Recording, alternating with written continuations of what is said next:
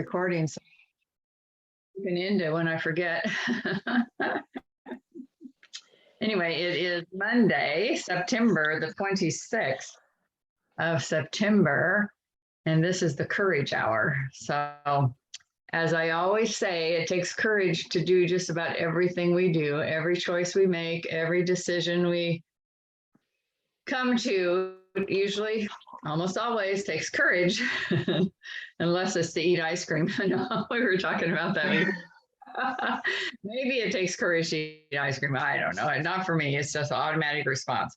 Anyway, so did you read Your Peaceful Living? I did. Yeah, so I thought that was interesting.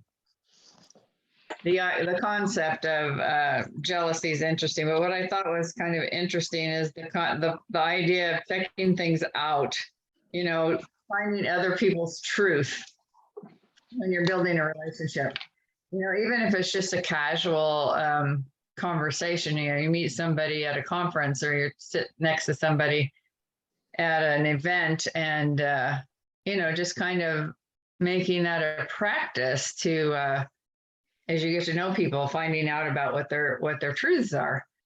And then you don't make assumptions. So I thought that was kind of interesting. And that might take some courage to, to initiate discussions around people's truths. I don't know. What do you think? Yeah,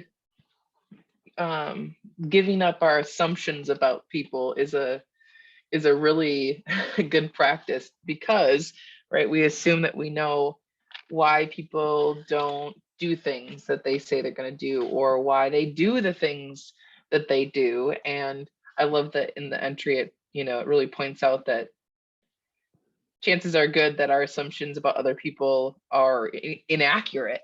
Yeah. And the fact that we all have our own unique lens of how we interpret our life experiences is a really important piece of staying curious and being able to connect with people on an authentic level to ask the questions so that they have an opportunity to share their truth and for us to hear and know what that is. Yeah. And I think that's really, I love, that's what I love about the Peaceful Living book is like, that it's simple, quick stories, examples, and then being able to, have a quick action step to experience it and practice, taking action on it. Yeah, I think so. I really, I've read it periodically, but now that so many of us are doing it, I just feel more compelled to read it daily. And I've just put it right with my journal so that I have it there in my bathroom where I have my journal.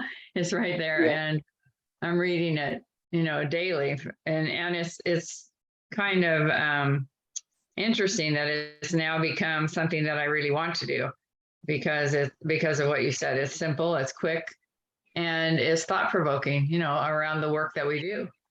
So it's very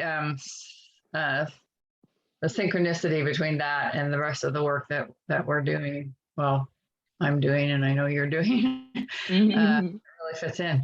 Yeah, and it kind of goes along. This particular one goes along with the one of the tenets of fearless living is to assume innocence, assume people's innocence, and again, this is like we don't know. We have no idea what other people's experiences are.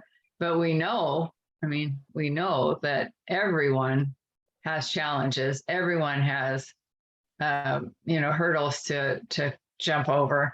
We all, whether we show that in our personal reactions with people, they'll never know if they don't ask. Or if we're willing to even, receive that from other people or give that to other people. It takes a lot of courage, I think to be that vulnerable and, like you said, that curious. Yep. And what I do love about, so I started this at the beginning of the year, and for anyone that, doesn't know what it is, this is what it looks like, and it's daily meditations. And um, prompts. But yesterday, I think it was, it even, really clarified that when we go into this thinking about nonviolent communication, really what that means is that we're learning how to express our own selves more clearly and be open to listening for clarification in communication with others as well. And that's a huge thing for me, is communication. So of course I'm loving this because it helps me learn how to communicate better for myself, which then I'm able to practice listening for clear communication with everyone else that I speak with. And I love, being able to open it to ask the questions to people and have that curiosity so that I can learn other people's truth. So I think it just really goes well with like who I am and how I love to learn about myself so that I can understand others better. That assumptions is a huge one in communication that we can easily run away with or have the opportunity to take a closer look at what the truth is. So I love that.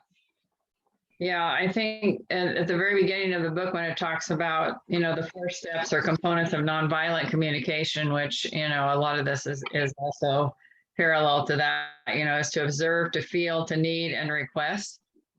And I think that also opens you up to being curious. You observe, then you get in touch with your feelings and what do you need in this situation, then you ask for it.